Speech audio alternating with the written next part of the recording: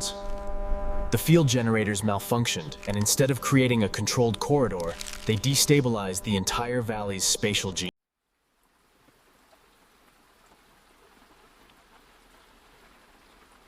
If you're into unexplained disappearances and remote wilderness mysteries, make sure to hit that like button. What happens in the Arctic doesn't always follow the rules we understand. My name is Jack Mercer, and in 1981 I was a backcountry ranger for the National Park Service in Gates of the Arctic National Park, Alaska. If you've never heard of Gates of the Arctic, that's not surprising. It's the most remote national park in the United States. No roads, no trails, no facilities, no cell service, though in 1981, nobody had cell phones anyway. Just 8.4 million acres of wilderness north of the Arctic Circle, where humans are vastly outnumbered by caribou, wolves, and grizzly bears. Most national parks exist to provide access to nature. Gates of the Arctic exists to preserve inaccessibility. You can only reach it by bush plane or by hiking hundreds of miles through trackless tundra. Most years, fewer than 1,000 people visit. Those who do are serious wilderness travelers, experienced mountaineers, hunters with proper permits, scientists conducting research, not casual tourists, which is why the disappearances were so concerning. These weren't inexperienced hikers wandering off marked trails. These were people who knew how to survive in the Arctic, and they were vanishing in a pattern that made no sense. The first disappearance I investigated was in June 1981. A solo hiker named David Morrison, age 34, experienced mountaineer from Colorado. He'd filed a backcountry permit for a 2-week trek through the Arrowgetch Peaks, standard route for experienced Ahashishsoist visitors. His itinerary was detailed and professional.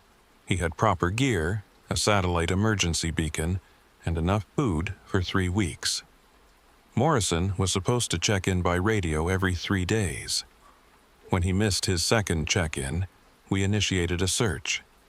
His last known position was near a valley the Nunamiut people call Naġrun, which translates roughly to the place that moves, or the wandering valley. Local indigenous guides refused to search that area. When I asked why, an elder named Samuel told me, "The Kushtaka live there. They will make you see what is not real. You will walk toward your camp forever and never arrive." The Kushtaka are creatures from indigenous Alaskan mythology, shapeshifters that appear as otters or humans, luring travelers to their deaths. I'd heard the stories before. Every ranger working in Alaska encounters local legends, but I'd never heard them connected to a specific location with such certainty. We found Morrison 4 days later, 12 miles from where he'd last checked in. He was alive, conscious, but severely hypothermic and dehydrated, despite the fact that he had water and warm clothing in his pack. When we reached him, he was walking in a straight line across the tundra, staring ahead with absolute focus. I approached carefully. "Morrison? David Morrison, can you hear me?" He didn't respond, just kept walking. I had to physically step in front of him to make him stop.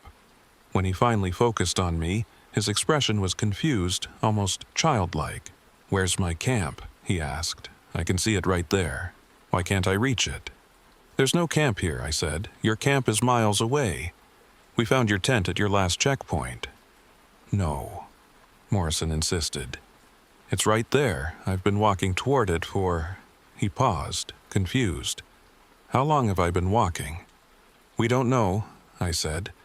"How long do you think it's been since you set up camp? Maybe an hour?" Morrison looked at his watch. But my watch stopped working. "What day is it?" "June 18th, I told him. Morrison's face went pale. "That's impossible. I set up camp on June 13th. I saw my tent up ahead and started walking toward it to... He couldn't finish the sentence. He looked at his hands, at the tundra around us, and started shaking. 5 days? I've been walking for 5 days? We got him to our base camp, warmed him up, got fluids into him. The medical evaluation showed he'd lost 15 pounds. His feet were badly blistered, suggesting he'd walked far more than the 12 miles between his camp and where we found him. But his mind was the most concerning part. He couldn't remember anything after starting to walk toward his camp. No memory of those 5 days. Just an endless loop of walking toward a tent he could see but never reach. He kept insisting the tent was still visible, that if we'd just let him keep walking, he would have reached it eventually. We had to restrain him to keep him from wandering off again.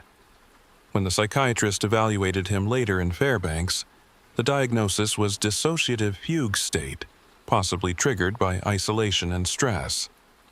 The recommendation was that Morrison never return to remote wilderness areas. He'd suffered some kind of psychological break that made him dangerous to himself. But I'd seen his eyes when he talked about seeing his camp. That wasn't delusion. That was someone who genuinely perceived something we couldn't see. And more importantly, I'd seen his tracks. We'd followed them backward from where we found him. They wandered in massive loops and circles across the tundra, covering an estimated 40 miles of walking. But here's what bothered me. The tracks never backtracked. Despite walking in circles, Morrison never crossed his own trail. It was as if the ground itself was shifting, rearranging to keep him moving without realizing he was going in circles. I filed a detailed report, flagging the area near Naġrun Valley as potentially hazardous, recommended that we discourage hikers from traveling there and increase patrols. The Park Service acknowledged my report but took no immediate action. Gates of the Arctic doesn't have the resources for intensive patrols. We have 5 rangers covering 8.4 million acres. We can't watch everywhere. The second disappearance happened in July. Another experienced hiker, this time a woman named Ellen Vasquez from California. She was part of a 3-person group doing a permitted research study on caribou migration patterns. The team split up to cover more ground, standard practice. Ellen was supposed to return to base camp by evening. She never arrived. Her teammates reported that Ellen's last radio transmission was strange. She'd said she could see their camp and was heading back, estimated arrival in 1 hour. But the camp wasn't visible from her position. They were separated by a ridge. Ellen should have known that. When we found her 2 days later, she was 8 miles from camp, walking in the same fixed direction as Morrison had been. Same symptoms: dehydration, blistered feet, confusion, insistence that she could see the camp ahead of her. And when we plotted her tracks, same pattern, circular wandering covering massive distances without ever crossing her own path. The similarities were too specific to be coincidence. 2 hikers, both experienced, both disappearing in the same general area, both exhibiting identical behavioral patterns, and both had been near Naġrun Valley when it started. I went back to Samuel, the Nunamut elder, told him what we'd found. He wasn't surprised. "The Kushtaka show you what you want to see," he explained. "They appear as your friend, your family, your camp. You follow, and they lead you in circles until you die of exhaustion or cold. This has happened since the time of our ancestors. The valley is cursed. We do not go there. But these aren't supernatural disappearances," I argued. "There has to be a rational explanation. Something about the terrain, the magnetic fields, something that causes disorientation." Samuel looked at me with patient sadness. "You think your science will explain the valley? Many things happened there during the war. The military came, did experiments. Whatever they did, it made the curse worse. Now the valley moves. It appears in different places. And those who enter it become lost in ways you cannot measure with your instruments." "The military?" I asked. "What kind of experiments?"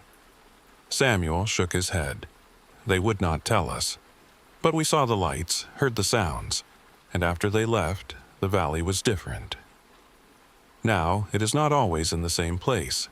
Sometimes it is here, sometimes there. The land remembers what was done to it. I started researching military activity in the region. During World War II and the Cold War, Alaska had been heavily militarized. Remote locations were used for testing, training, and classified research. But most records from that era were still classified or had been destroyed. What I could find was sparse. References to atmospheric research and geological surveys in the Brooks Range during the 1950s and 1960s. Nothing specific about Naġrun Valley. Then in August, we had our third disappearance, and this one changed everything. Thomas Stone, a geologist from MIT conducting research on permafrost. He was traveling with 2 research assistants. They were camped about 15 miles from Naġrun Valley, well outside the area I'd flagged as hazardous. But on the morning of August 14th, Stone woke his assistants and told them he could see unusual rock formations to the north. He was going to investigate, would be back by evening. Standard scientific curiosity. He never returned. But this time, his assistants noticed something strange. They watched Stone walk north towards the rock formations he claimed to see. Watched him through binoculars until he was about a mile away. And then he simply vanished. Not gradually, not behind a ridge. He was there, walking across open tundra, and then he wasn't. Like someone had switched off a projector. We found Stone 3 days later, 23 miles from his camp. Same pattern, walking in fixed direction, convinced he could see his destination. No memory of the intervening time. But Stone was different from the others. He'd been keeping detailed scientific notes, and his field journal from those 3 days was intact in his pack. The entries were disturbing. They showed Stone recording observations, taking measurements, sketching geological features. But none of the landmarks he described existed. He wrote about a valley with unusual mineral deposits, streams that flowed uphill, rock formations that changed color as he watched. And the dates in his journal were wrong. He'd written entries for August 15th, 16th, and 17th. But we found him on August 17th in the morning. According to his notes, he'd experienced 3 full days. But according to everyone else, he'd only been gone for parts of 3 days. Time was wrong for him. Either compressed or expanded, we couldn't tell. But Stone had experienced more time than had actually passed. Or less, the math didn't work either way. I showed the journal to the Park Service superintendent. "We need to close that area," I said. "Something is happening there that we don't understand. It's not just getting people disoriented, it's affecting their perception of reality. Maybe their actual experience of time and space." The superintendent was skeptical. "Jack, I understand your concern, but we can't close a quarter of the park based on 3 hikers getting lost and confused. Even if their stories are unusual, wilderness does strange things to people's minds. Isolation, stress, the midnight sun in summer, it all contributes to psychological breaks. These aren't psychological breaks," I argued. "Stone's journal documents things that shouldn't exist. His assistants saw him vanish. This is something physical, something real. Or it's group suggestibility influenced by local legends," the superintendent countered. "You've got a native elder telling you ghost stories, and now you're seeing supernatural explanations for natural events. I need you to stay objective. I am being objective," I said. "That's why I'm concerned. The objective evidence doesn't match any normal pattern of getting lost in wilderness." The superintendent sighed. "Okay, I'll authorize additional patrols in that sector, but we're not closing anything without more concrete evidence. And, Jack, be careful about discussing Kushtaka legends with other staff. It undermines our credibility as scientists." I left his office frustrated but not surprised.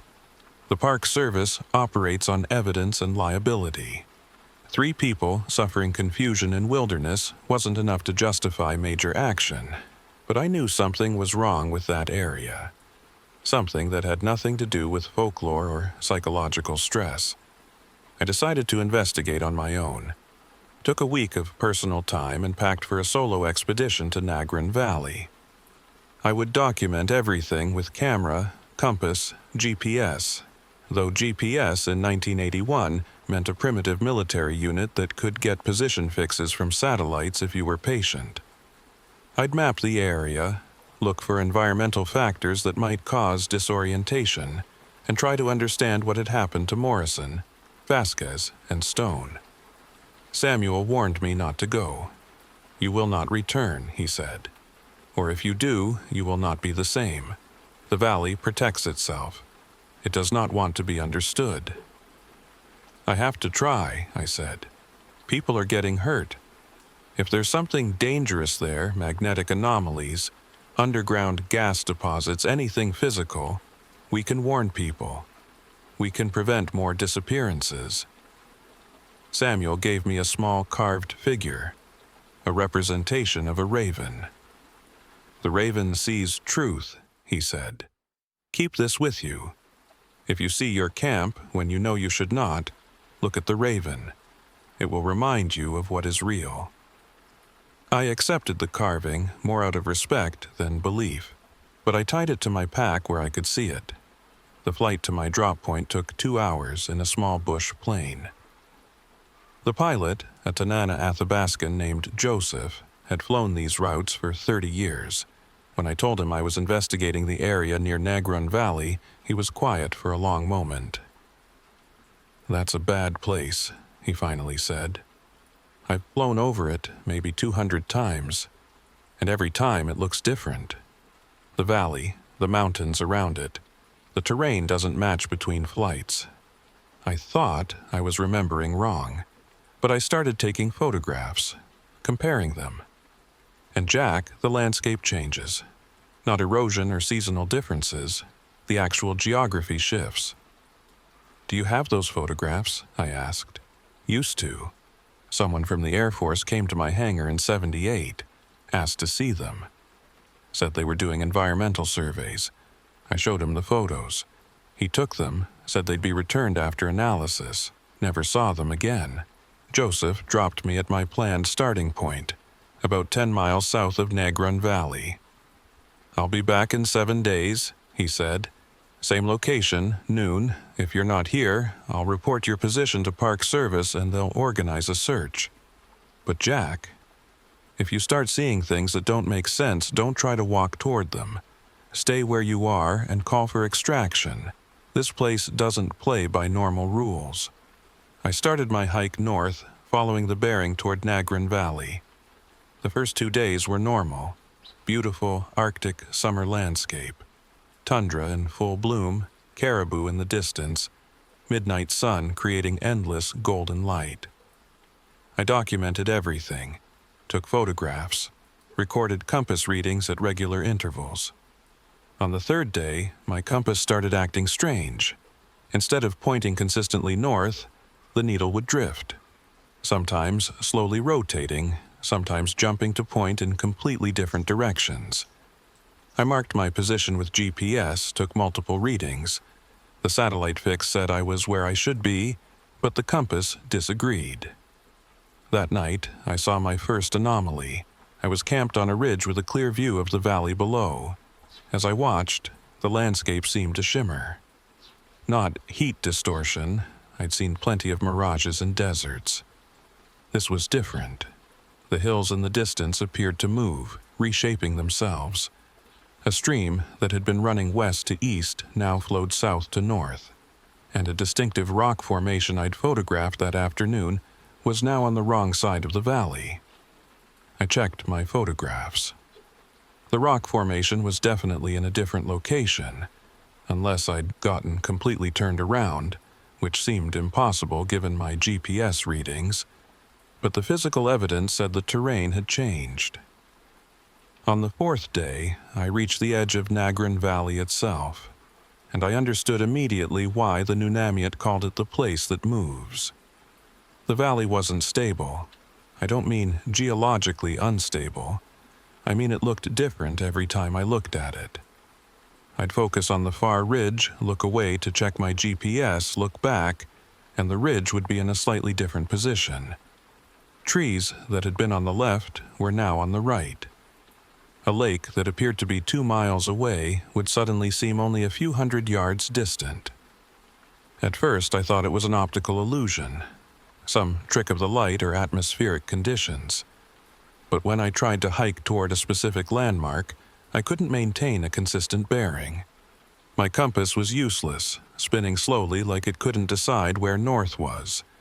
My GPS would get a fix, then lose it, then get a fix showing I'd moved a quarter mile when I'd only walked 100 feet. The space itself was wrong. Distances didn't work correctly. Directions didn't stay consistent.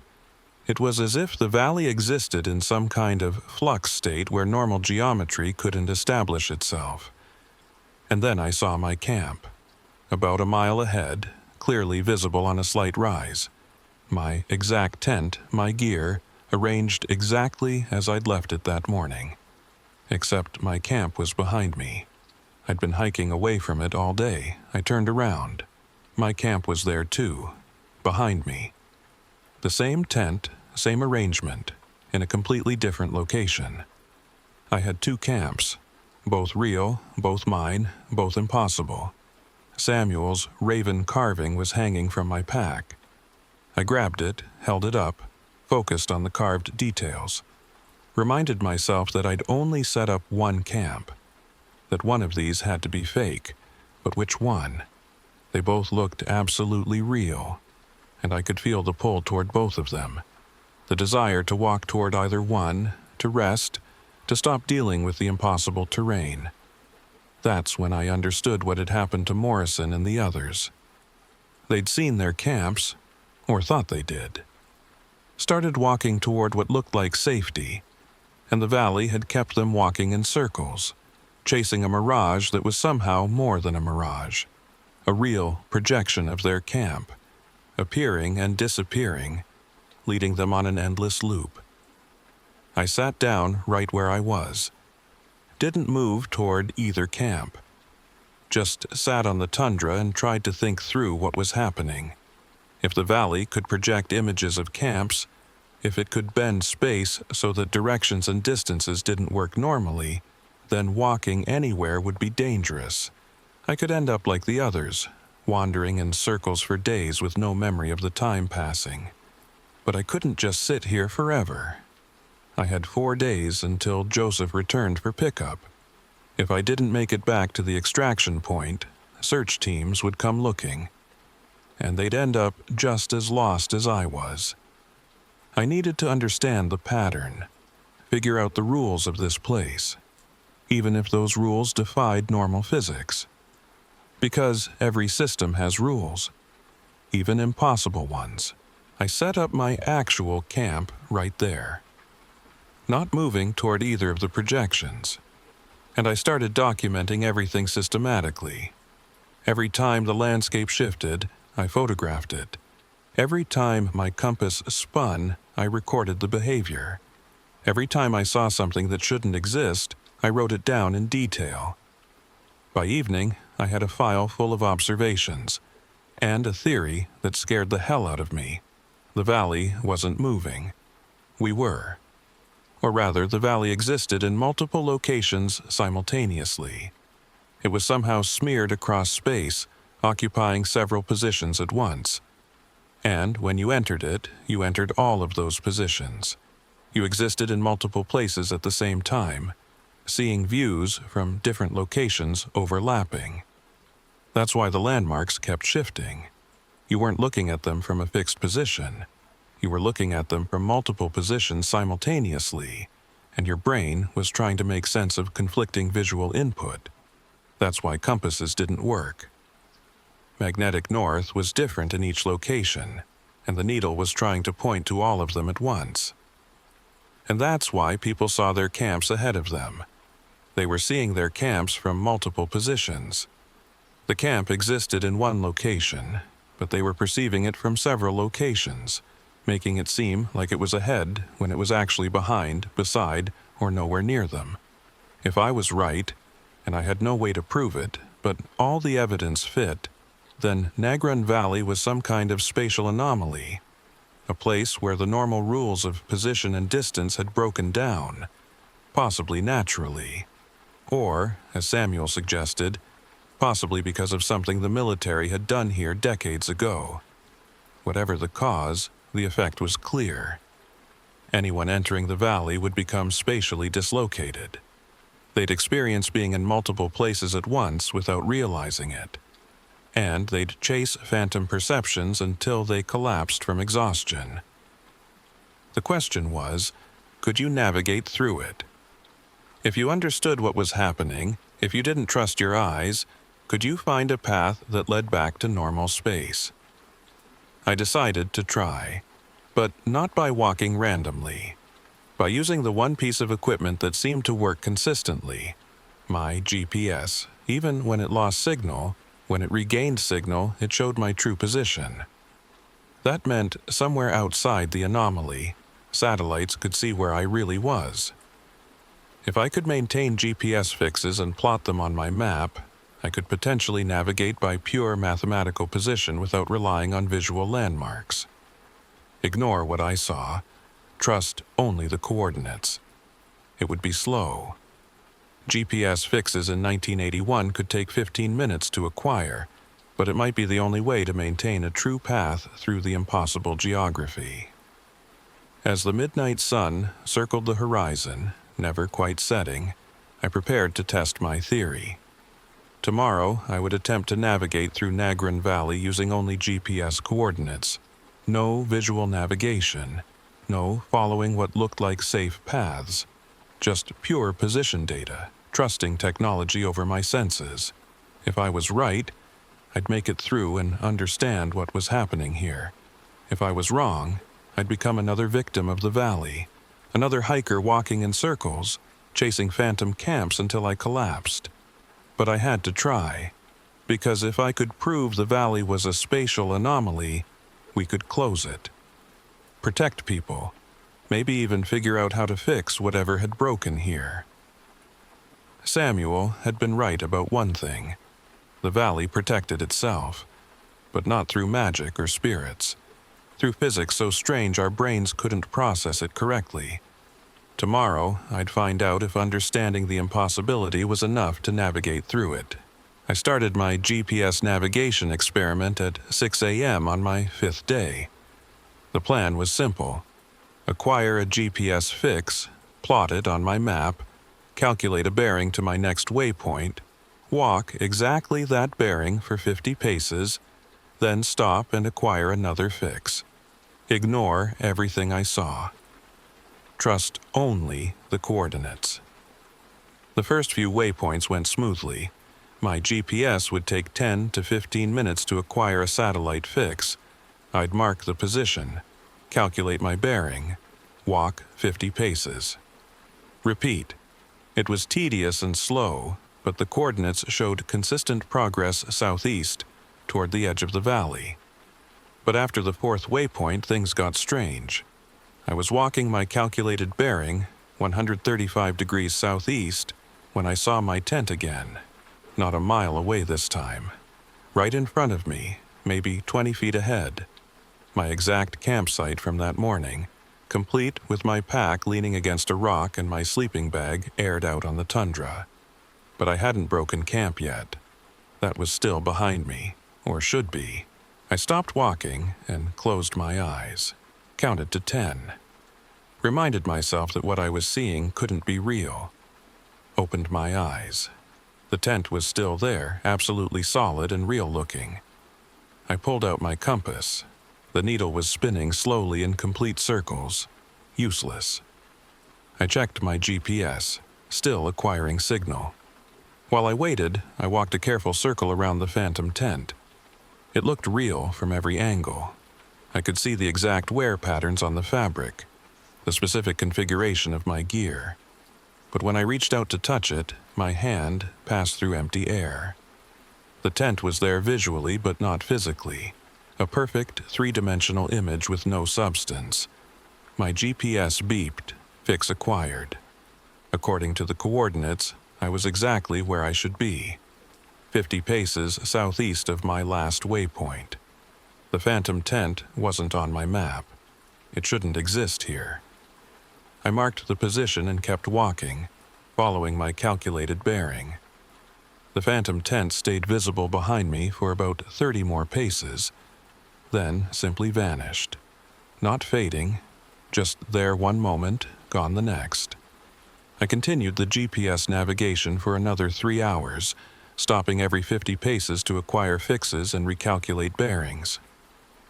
But the anomalies increased in frequency and intensity. I saw multiple versions of my tent appearing and disappearing at various distances. I saw a caribou herd that vanished when I tried to photograph it. I saw a lake that reflected things not visible in the sky above it. And the distances became increasingly wrong. Sometimes 50 paces would move me 100 feet according to GPS. Sometimes those same 50 paces would only advance me 20 feet. Space itself was compressed and expanded unpredictably. By early afternoon, I'd covered maybe 2 miles of actual GPS-measured progress. At this rate, escaping the valley would take several more days. And I was starting to feel the psychological strain, constantly seeing things that weren't real, not being able to trust my own perception. It was exhausting. That's when I found the equipment. I was waiting for another GPS fix, sitting on a small rise, when I noticed something metallic partially buried in the tundra. I walked over and started digging. What I uncovered was a military equipment case, steel, heavily corroded but intact.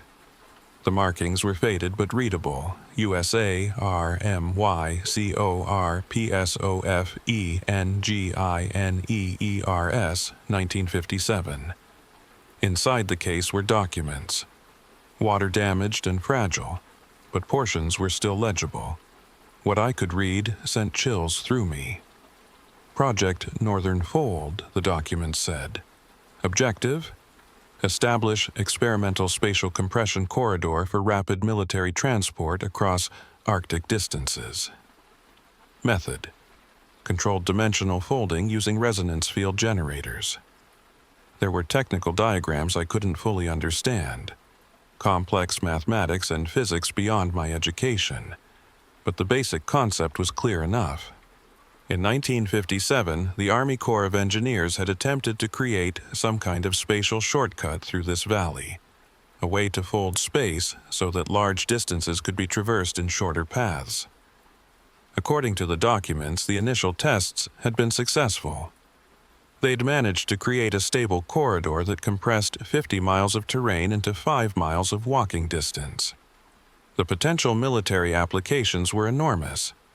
Moving troops and equipment across Alaska's vast distances would become dramatically faster. But then something went wrong. The field generators malfunctioned during a test, and instead of creating a controlled corridor, they destabilized the entire region's spatial geometry. The valley itself became the experiment, a zone of permanent spatial distortion where distance and direction no longer functioned normally. One document fragment described the aftermath. Attempted shutdown of generators unsuccessful. Spatial anomaly self-sustaining. Region declared hazardous and off-limits. Project terminated. Recommend permanent exclusion zone. But they hadn't established an exclusion zone. Or if they had, it hadn't been maintained. The valley was inside gates of the Arctic National Park, accessible to anyone with a bush plane and a permit. And the spatial distortion had been affecting people for decades, creating the Kushtaka legend Samuel had mentioned. I kept reading, found incident reports from 1957 and 1958. Engineers entering the valley and experiencing the same symptoms as our missing hikers, seeing their camps ahead of them, walking in circles, losing time. Several personnel had to be rescued. One engineer, a man named Howard Pierce, had been in the valley for 6 days before being recovered. His debriefing notes were chilling, Pierce reported seeing multiple versions of himself walking through the valley. Not reflections or hallucinations, but actual physical doubles. He'd call out to them and they wouldn't respond. He'd try to approach them and they'd stay the same distance away no matter how long he walked. Eventually, he realized he was seeing himself from other positions. The spatial folding was allowing him to perceive himself from multiple locations simultaneously. The debriefing concluded with Pierce being diagnosed with severe psychological trauma and discharged from military service. No mention of what happened to him after that. But the documents proved Samuel was right. The military had done something to this valley, and whatever they'd broken, they hadn't fixed it. They just classified it, covered it up, and left the anomaly active. I was photographing the documents when I heard a voice. "Hello? Is someone there?" I looked up. A man was standing about 50 yards away, waving at me. He was dressed in hiking gear, looked to be in his 50s, and was carrying a pack. "Yes," I called back. "I'm a ranger. Are you okay?" "Thank God," the man said. "I've been lost for..." He paused. "How long have I been lost?" "What's today's date?" "August 19th, I said. The man's face went pale. "That's impossible." "I started hiking yesterday, August 11th. It's only been one day." I walked toward him carefully, keeping my GPS visible so I could maintain my position. The man stayed the same distance away, 50 yards. I walked closer. He was still 50 yards away. "Don't try to approach me," I called. "The valley is doing something to space. We can see each other, but we're not actually in the same location." "What do you mean?" the man asked. "You're right there. I can see you clearly." "I know," I said. "But watch this." I pulled out a signal mirror and reflected sunlight at him. The reflection passed through his position without hitting him. "See? The light goes through you. You're seeing me from one location, but I'm actually somewhere else." The man looked down at himself, then around the valley. His expression shifted from confusion to fear. "Oh God, the valley." My guide warned me not to enter the valley, but I saw my camp and I thought I was heading back. "How long have I really been walking?" "I don't know," I said. "What's your name?" "Robert Carlson," he said. "I'm a photographer from Seattle. I hired a local guide to take me into the park for wildlife photography. We camped about 15 miles from here. I went out early to photograph sunrise and I saw the camp ahead of me and started walking toward it. That was yesterday morning, August 11th. Today is August 19th, I said gently. You've been in the valley for 8 days. Carlson sat down heavily. 8 days. But I'm not hungry. I'm not even tired. How is that possible? I think time works differently inside the anomaly, I said. You've experienced 1 day, but 8 days have passed outside. Your body is running on your subjective time, not objective time. That's insane.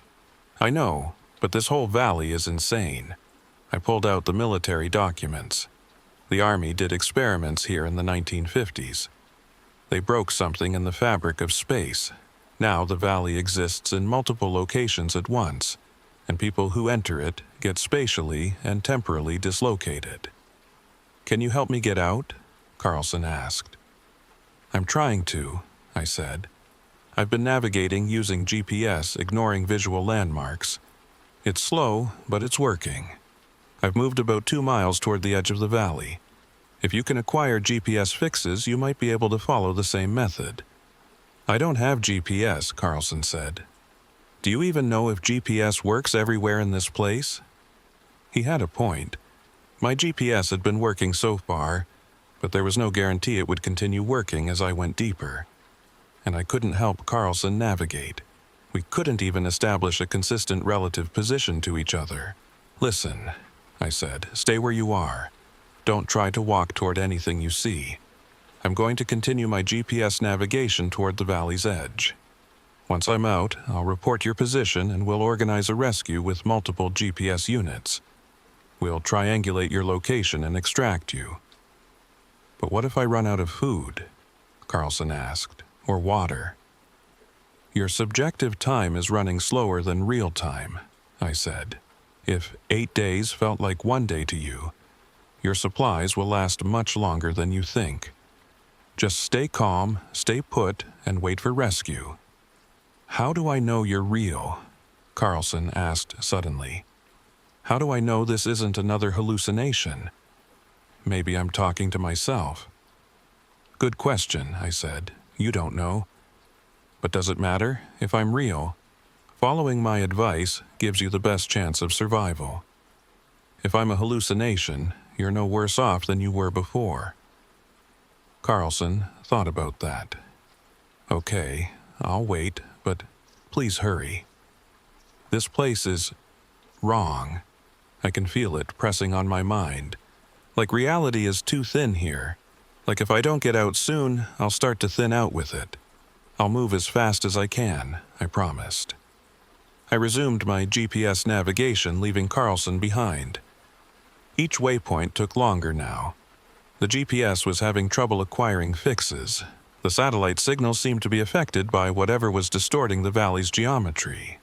Sometimes I'd wait 30 minutes for a fix, but I kept at it, methodically walking 50 paces, stopping, fixing position, calculating bearing, walking again. As I progressed, I started seeing more impossible things. At one point, I looked up and saw 3 suns in the sky, arranged in a triangle. I closed my eyes, counted to 10, looked again. 1 sun, normal. But for those few seconds, I'd genuinely perceived multiple suns. Another time, I saw the tundra flowing like water, waves of ground rolling past me. I knelt and touched it. Solid. Normal. But visually, it was moving. My brain and my sense of touch were reporting completely different realities. The worst was when I saw myself. About 100 yards ahead, walking in the same direction I was walking, wearing the same clothes, carrying the same pack. I stopped. My double stopped. I waved. My double waved back, perfectly synchronized. I tried to approach, but like with Carlson, the distance stayed constant. For a moment, I wondered if I was looking at my future self. Maybe the time distortion worked both ways. You could see yourself from the past and from the future simultaneously. But that raised impossible questions. If I could see my future self, did that mean my path was predetermined? Or was I seeing a probability, one possible version of my future? I decided not to think about it. Philosophical paradoxes on top of spatial distortion was more than my mind could handle. I focused on the GPS, the mathematics, the concrete reality of satellite coordinates. By evening, though in the midnight sun, evening was just a concept, not a visible change. I'd made maybe another mile of progress. 4 waypoints, each requiring longer waits for GPS fixes. At this rate, reaching the valley's edge would take another 3 days. But I was starting to doubt that time estimate. Because I was noticing something disturbing about my GPS coordinates. They were consistent with each other, showing steady progress southeast. But when I compared them to my starting position from 4 days ago, the total distance didn't add up correctly. I'd walked dozens of miles, but my actual GPS displacement was only about 3 miles. Either my GPS was malfunctioning, or the valley was somehow eating distance. I'd walk a mile, but only move a quarter mile in real space. The spatial compression the military had been trying to create was working in reverse, expanding distance, making escape harder. If that was true, I might never reach the valley's edge. I could walk forever and only move incrementally closer to freedom. That night, I made camp, my real camp, not trusting any of the phantom versions I kept seeing. I ate from my rations, which were running lower than I'd expected. Had I been in the valley longer than I thought? or was time flowing differently for me, too? I checked my watch. It had stopped. The hands were frozen at 2:17.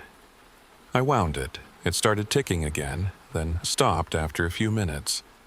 Checked my backup watch. Same problem. Something about the valley was interfering with mechanical timepieces. Without working watches and with the constant midnight sun, I had no way to track the passage of time except by my GPS's timestamp. And I wasn't sure I could trust that either.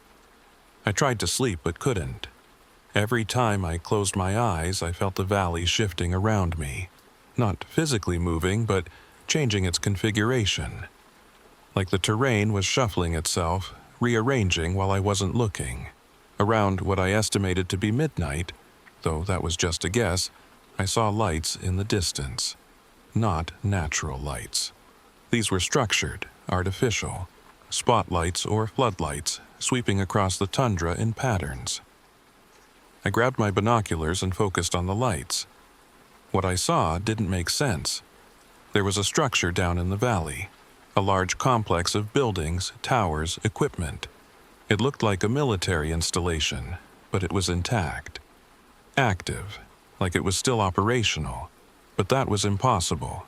The project had been terminated in 1958. The equipment had been abandoned. Yet I was looking at what appeared to be a fully functional facility. I took a GPS fix. The coordinates placed me about 5 miles from where the facility appeared to be. If I could reach it, maybe I could find working communications equipment, call for help, or at least find more documentation about what had been done here and how to undo it. But reaching it would be dangerous. I'd have to navigate through the worst part of the spatial distortion to get there. And there was no guarantee the facility was even real. It could be another phantom image, like the camps and the caribou herds. I decided to risk it, because if the facility was real, it represented my best chance of understanding the valley enough to escape it. And if it was a phantom, I'd know that too. Either way, I'd learn something. I started navigating toward the facility using my GPS method. 50 paces, fixed position, recalculate. The lights in the distance stayed visible, but like everything else in the valley, the distance to them didn't behave normally. Sometimes they seemed closer, sometimes farther. But my GPS showed steady progress. After 6 waypoints, about 3 hours of careful navigation, I reached a ridge that should have overlooked the facility. But when I looked down into the valley, the facility was gone. No buildings, no lights, just empty tundra. I checked my GPS. According to the coordinates, I was at the right location, but there was nothing here. Then, as I watched, the facility flickered back into existence, not gradually appearing, just instantly there, like someone had flipped a switch. The lights came back on. I could hear generators running, equipment humming, and I could see people, or shapes that looked like people, moving between buildings. The facility was real, but it wasn't consistently real. It was phasing in and out of existence, appearing and disappearing on some kind of cycle. I waited and watched. The facility stayed visible for about 5 minutes, then vanished for about 5 minutes, then reappeared. A regular pattern, like it was oscillating between being present and absent in this location. During one of the visible phases, I hiked down the ridge toward the facility. Got close enough to see details.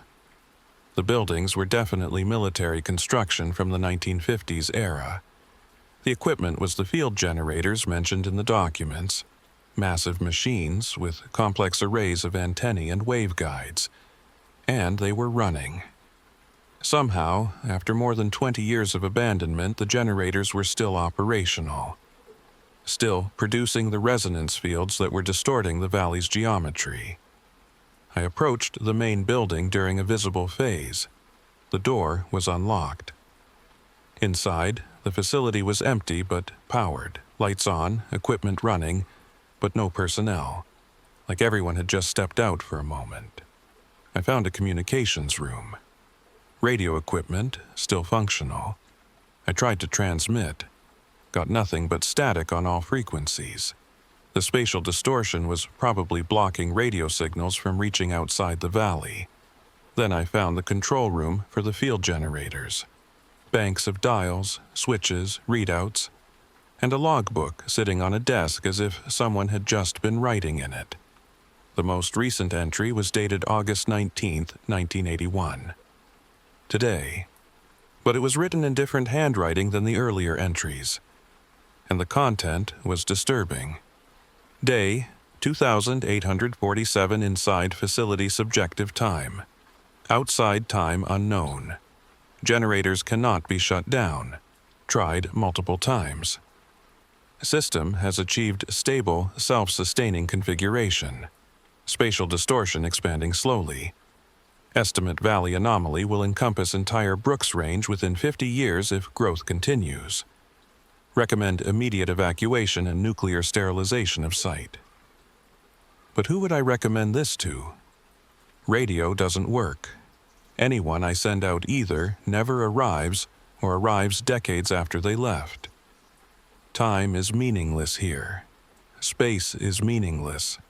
Only the generators matter. Must keep monitoring. Must keep recording. Someone will find this eventually. Tell them we tried to fix it. Tell them we failed. Tell them to run. The handwriting deteriorated toward the end. The final line was barely legible. I can see multiple versions of myself in the control room. We're all writing the same thing. We're all trapped in the same moment. How long have I been here? I closed the logbook. This wasn't just a spatial anomaly. It was a temporal one, too. Someone had been trapped in this facility, experiencing time in a completely distorted way. Days passing as weeks or months. Outside time barely advancing while subjective time raced ahead. And the facility itself was caught in the distortion, phasing in and out of existence because it wasn't anchored to a single point in time anymore. It existed across multiple temporal states simultaneously. The generators were the key. If I could shut them down, maybe I could collapse the anomaly, or at least stabilize it enough to navigate out. But the logbook said shutdown had been attempted multiple times without success. I examined the control panels, found the shutdown sequence clearly marked. A series of switches and circuit breakers that should have powered down the system. But when I tried to follow the sequence, nothing happened. The generators kept running. The readings didn't change. It was as if the machines had achieved some kind of impossible state. They were running without external power, sustained by the very spatial distortion they were creating. A perpetual motion machine, but one that warped reality instead of just violating thermodynamics. I heard a sound behind me. Turned. A man was standing in the doorway. He was dressed in a 1950s-era military uniform, looked to be in his 40s, and was staring at me with hollow eyes. "Who are you?" I asked. "Pierce," the man said. "Howard Pierce? You shouldn't be here. This place isn't safe. The valley has you now. It won't let you go." I recognized the name from the documents. Pierce. The engineer who'd been trapped in the valley in 1957. But that was 24 years ago. He should be in his 70s now, if he was still alive. "How long have you been here?" I asked. "I don't know," Pierce said. "Time doesn't work right. I've tried to leave so many times, but every time I reach the edge, I'm back here in the facility, like I never left. The valley keeps me. Keeps all of us." "All of us?" Pierce gestured behind him. Other figures appeared. Men and women in various eras of clothing. Military uniforms from different decades. Hiking gear from the 60s, 70s, 80s. Dozens of people, all with the same hollow expression. "We're all trapped," Pierce said. "The valley caught us, and now we exist in a loop. walking through the same spaces over and over, trying to escape, ending up back where we started. You'll join us soon, everyone does. No, I said. I've been navigating with GPS. I've been making progress. I can escape. Pierce laughed, a sound without humor. GPS? You think technology will save you? We had the best equipment in 1957. Didn't help. The valley is smarter than technology. It learns. It adapts. It keeps you walking in circles so perfectly that you never realize you're not making progress. I checked my GPS. Fix acquired. The coordinates showed I was at the facility location, but when I compared it to my previous fixes, something was wrong. The progression didn't make sense. I'd been moving southeast for days, but somehow I was now northwest of my starting position. That's impossible, I said. I plotted every waypoint. The math was correct. The math is always correct, Pierce said. But the valley changes the meaning of the math, changes what distance means, changes what direction means. You can't navigate what doesn't follow navigable rules. I felt panic rising. Had I been walking in circles this whole time? Had my GPS navigation been just as useless as visual landmarks? Was I already trapped like Pierce and the others, doomed to loop through the valley forever? No, I said firmly. I refuse to accept that. There has to be a way out. The valley has rules, even if they're impossible rules. Everything has rules. The valley's only rule, Pierce said, is that you can't leave. Not while the generators run. Not while the spatial distortion persists. You'll walk until you forget why you're walking. Then you'll join us. Just shadows in a place that shouldn't exist. The facility started to flicker. The visible phase was ending. Pierce and the other figures began to fade. Wait, I called. How do I shut down the generators? You can't, Pierce said, his voice distant. We tried. The machines are part of the valley now. They exist in the distortion, outside of normal causality. To shut them down, you'd have to exist outside the valley. But if you're outside the valley, you can't reach the controls. It's perfect. Perfectly impossible. Then he was gone. The facility vanished. I was standing on empty tundra, my GPS showing coordinates that contradicted my entire journey. And I had 3 days before Joseph came to pick me up. 3 days to figure out how to escape a valley that might not have an exit. After the facility vanished, I stood on the empty tundra trying to accept what Pierce had told me. That I couldn't navigate out of the valley using conventional methods.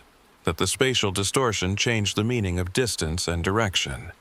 That GPS coordinates could lie when space itself was lying. But I refused to believe escape was impossible. Every system, no matter how broken, has exploitable weaknesses.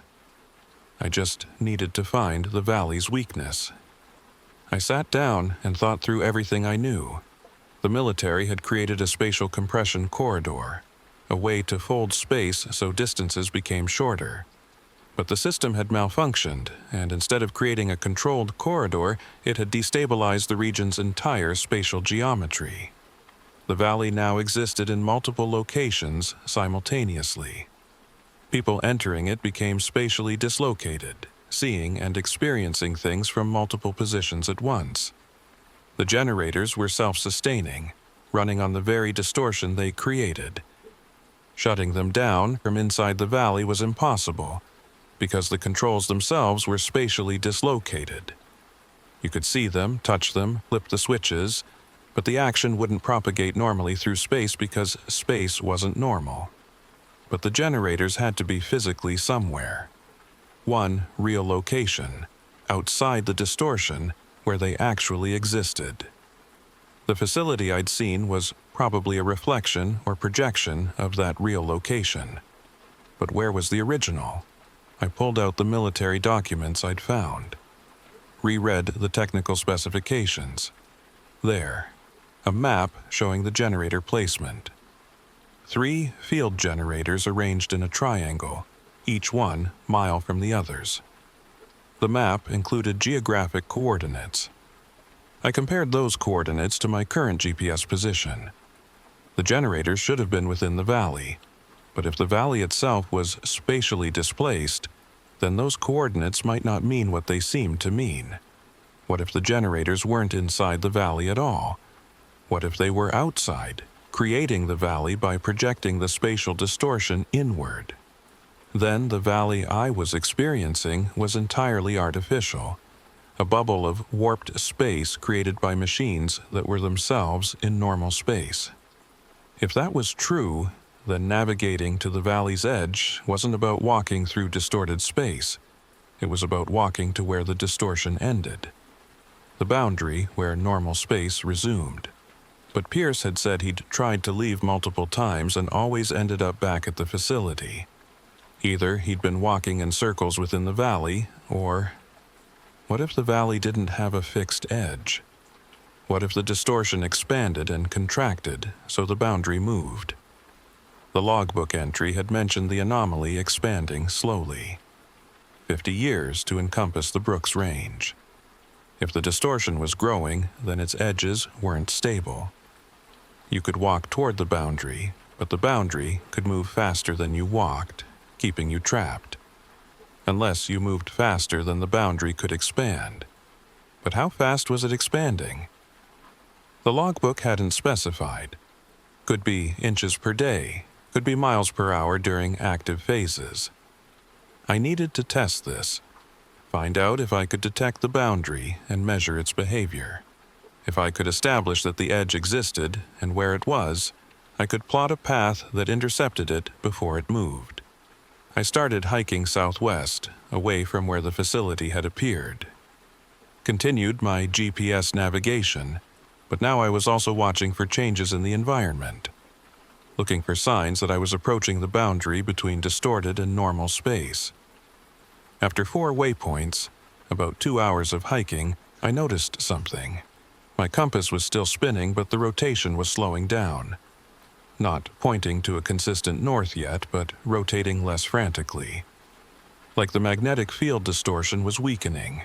Encouraged, I continued southwest. Next waypoint, the compass was definitely more stable.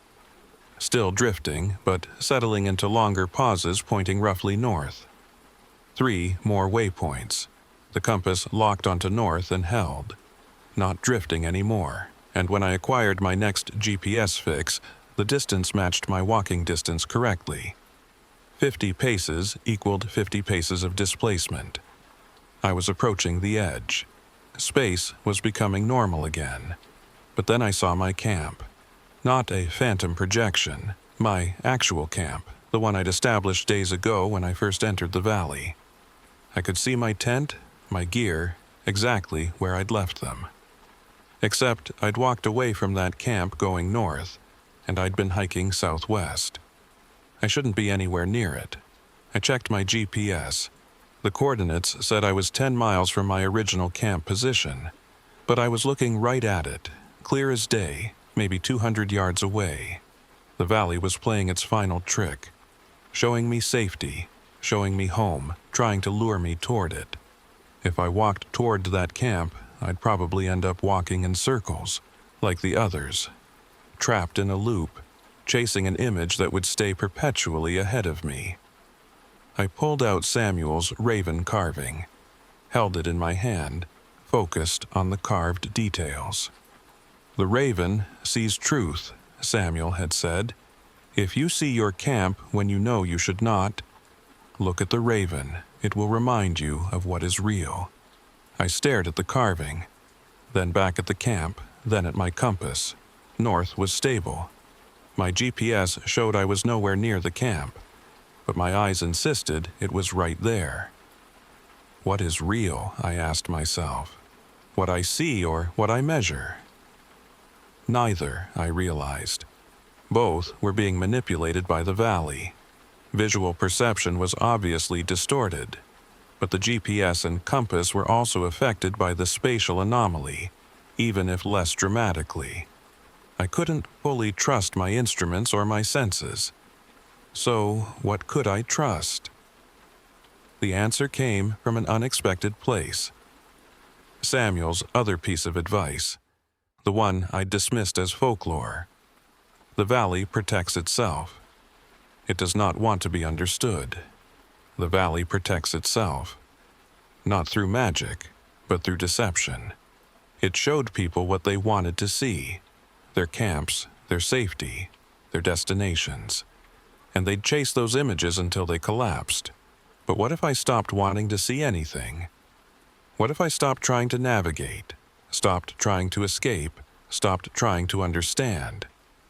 What if I just existed in the valley without resistance?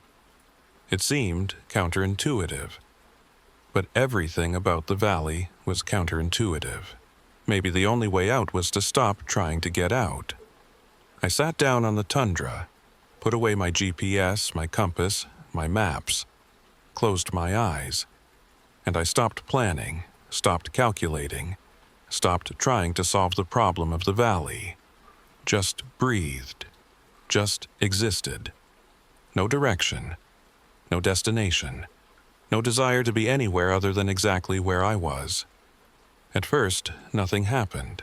I sat there in the midnight sun, mind quiet, body still. Minutes passed. Maybe hours without looking at my watch, I couldn't tell. Time stopped being meaningful. And gradually, I felt something change. Not in the environment, but in my perception of it. Like a pressure releasing, a tension I hadn't realized I was carrying. The valley had been pushing against my mind, my sense of reality, trying to confuse me. And I'd been pushing back, trying to maintain my understanding of normal space. But when I stopped pushing, the valley stopped pushing too. The distortion was still there. I could feel it, like a hum in the background. But it wasn't affecting me the same way. I opened my eyes.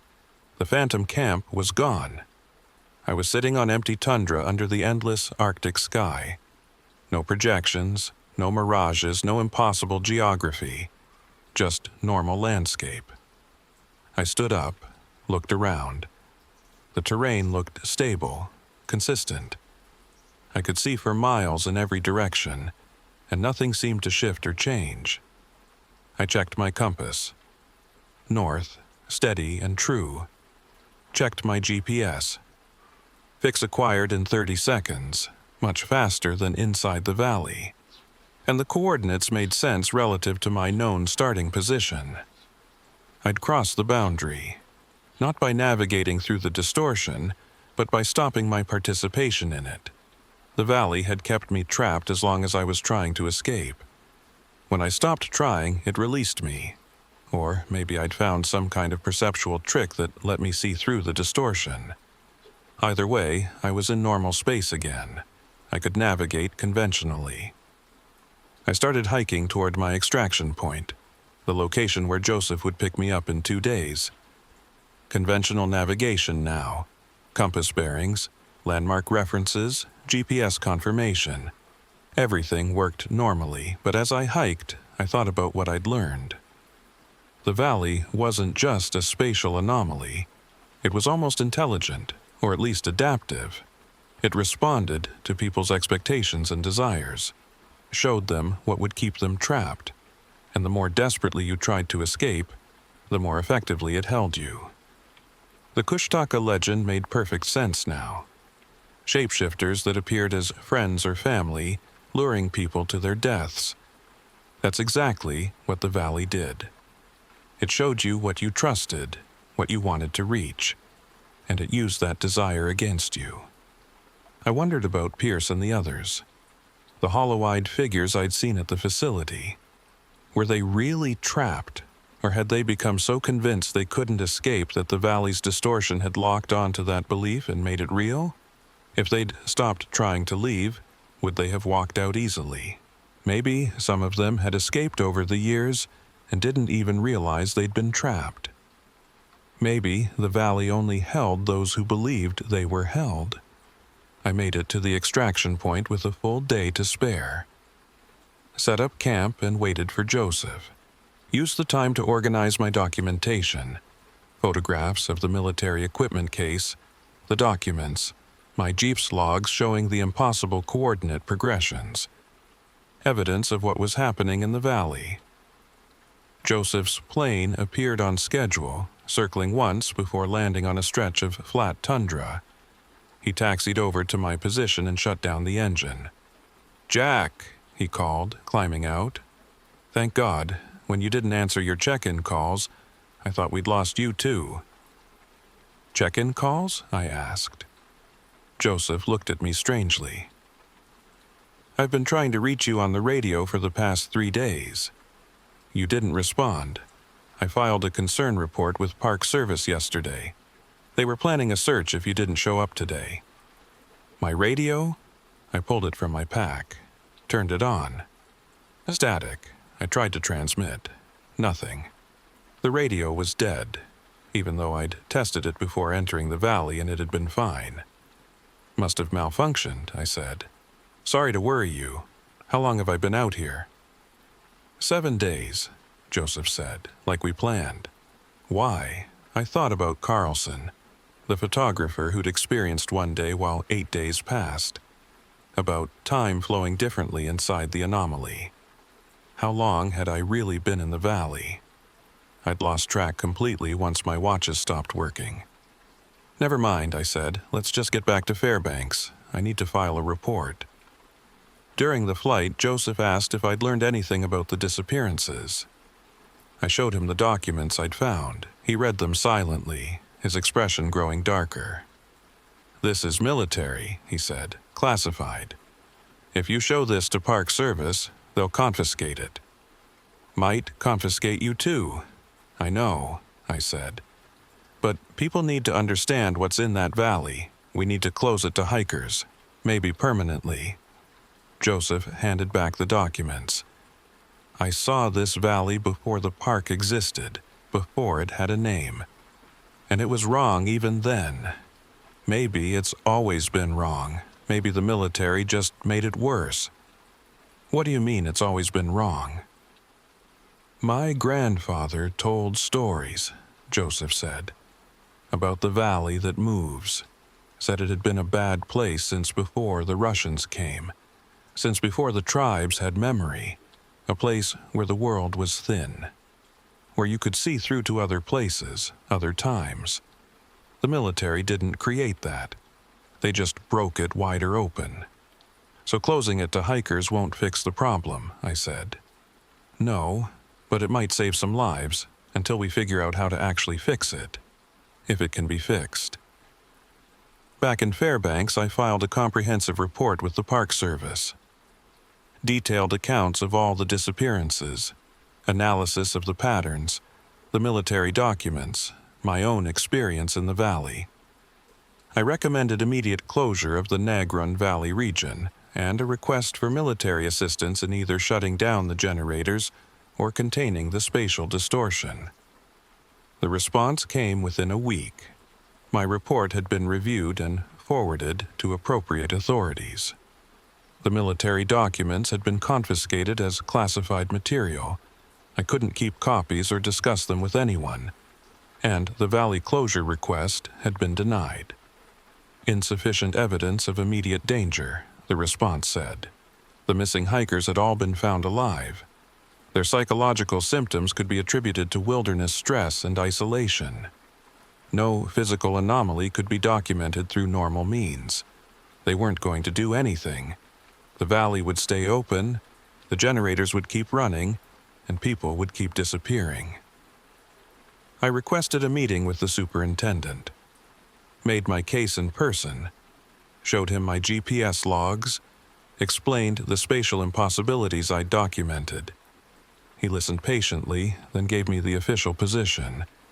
"Jack, you've done good work investigating these incidents, but the evidence you've collected doesn't support closing a major section of the park. GPS malfunctions, compass errors, hikers getting disoriented, these are all known issues in remote Arctic terrain. We can't prove there's a spatial anomaly. And without proof, we can't justify restricting access. People are getting trapped in that valley," I argued, experiencing time loss, walking in circles for days without realizing it. That's not normal disorientation. Or it's exactly normal disorientation manifesting in consistent ways due to the specific terrain features, the superintendent countered. The midnight sun, the magnetic anomalies near the Arctic Circle, the psychological stress of extreme isolation. All of these factors could explain what you're describing. What about the military facility? The generators that are still running? What facility? The superintendent asked. You don't have photographs of any facility, just some old documents you found in a case which have been confiscated. As far as we're concerned, there's no facility there. Never was. He was right. I didn't have photographs of the facility. I'd tried to photograph it during one of its visible phases, but when I developed the film later, those frames were blank. The facility didn't photograph, didn't leave physical evidence beyond its effects. Fine, I said. Then I'll take groups to the valley, show them the phenomenon directly. Let them experience it. Absolutely not, the superintendent said firmly. You will not lead hikers into an area you believe is dangerous, whether that danger is real or psychological. If you want to continue working for the Park Service, you'll stop talking about spatial anomalies and Kushtaka legends. You'll focus on standard ranger duties. Is that clear? I understood. Stay silent or lose my job. Same pattern I'd seen before. Government agencies protecting themselves, hiding problems, preventing information from reaching the public. I transferred to Denali National Park that fall. Couldn't work at Gates of the Arctic anymore, knowing what was in that valley and being forbidden to warn people. At Denali, I didn't have to think about Naġrun Valley. Didn't have to see hikers filing permits for that region and wonder if they'd come back changed. But I kept monitoring the disappearance reports. Every few months, another incident. A hiker lost for days, found wandering in circles with no memory of the time that passed. A photographer who experienced hours while days elapsed. A research team that reported impossible terrain changes, always the same pattern, always near the valley. And the incidents were spreading. By 1985, hikers were reporting similar phenomena up to 20 miles from the valley's original location. The distortion was expanding, just as the logbook had predicted. Slowly consuming more of the Brooks Range, turning normal space into impossible geography. I retired from the Park Service in 1995. Spent my retirement trying to document the valley's expansion through second-hand reports and Freedom of Information requests. Built a comprehensive file showing the progression of the anomaly over 15 years. Proved, at least to myself, that the distortion was growing and would eventually affect much more than just a remote valley. In 2003, I returned to the valley. Hired Joseph to fly me in, now that we were both old men with nothing to lose. Wanted to see if the generators were still running, if the facility still phased in and out of existence. We couldn't get close. The spatial distortion had expanded to encompass a 50-mile radius. Joseph's instruments went haywire 20 miles out. Compass spinning, GPS losing fixes, even his aircraft's heading indicator showing impossible readings. We had to turn back before we became too disoriented to navigate out. The valley is winning, Joseph said. Taking more territory. In another 20 years, maybe it reaches Fairbanks, then Anchorage. What happens when a spatial anomaly hits a city? When thousands of people suddenly exist in multiple locations at once? I didn't have an answer, but I knew we needed to do something before it reached that point. I'm writing this now in 2024. I'm 88 years old, and the valley is still expanding. Satellite imagery shows the distortion affecting roughly 200 square miles now.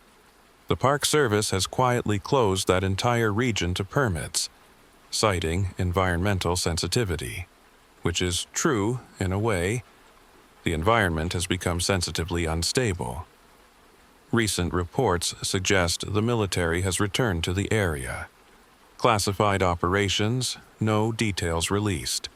Maybe they're finally trying to shut down the generators. Or maybe they're studying the phenomenon, learning from it, trying to weaponize it. I don't know if they'll succeed in either goal. But I know this. The valley exists. It's real. It's growing. And eventually, we'll have to confront it. The Kushtaka were never evil spirits. They were warnings. The indigenous people who named them understood that the valley was dangerous, that it could trap you in loops of your own perception. They created a legend to keep people away from something they couldn't explain in technical terms. We can explain it now. Spatial distortion, temporal displacement, dimensional instability, but understanding it hasn't helped us fix it. Pierce was right. The valley has achieved some kind of impossible self-sustaining state. It exists outside normal causality. And from inside that state, we can't affect it. Maybe someone smarter than me will figure it out. Find a way to collapse the distortion from outside. Shut down the generators remotely. Restore normal space to the valley. I hope they do. Because the alternative is watching the impossible slowly consume the possible, 1 mile at a time, until there's nowhere left that follows the rules we understand. If you're reading this and you're planning to visit gates of the Arctic National Park, stay away from the Naġrun Valley region. It's closed for good reasons, even if those reasons aren't publicly acknowledged. And if you're hiking in the Brooks Range and you start seeing impossible things, your camp where it shouldn't be, terrain that changes when you're not looking, compasses that spin without stopping, don't try to navigate through it. Don't trust your eyes or your instruments. Just sit down. Stop trying to escape. Let your mind quiet. And when the pressure releases, when the distortion stops pushing against your perception, walk calmly toward normal space. The valley only holds you if you struggle against it. Accept the impossibility, and you might walk free. But don't go there in the first place, because even if you escape, you're never quite the same. Part of you stays in the valley, existing in multiple places at once, walking loops through impossible geography. And sometimes, late at night, you can feel yourself still there, still searching for a camp you'll never reach. The Kushtaka don't need to lure you anymore. The valley does that on its own. And it's still hungry for new travelers who think they can navigate the impossible.